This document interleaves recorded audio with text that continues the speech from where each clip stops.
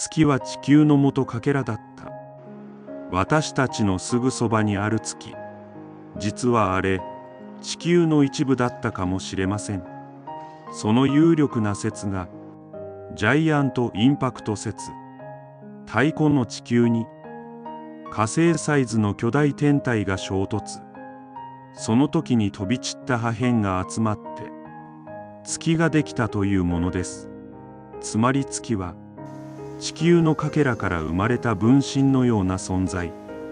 今でも地球の重力に惹かれて、ぴったり同じ面を向け続けている夜空に浮かぶあの月は、実は遥か昔に分かれたもう一つの地球なのかもしれません。次はどんな宇宙雑学を知りたい？コメントで教えてね。チャンネル登録・フォローお願い。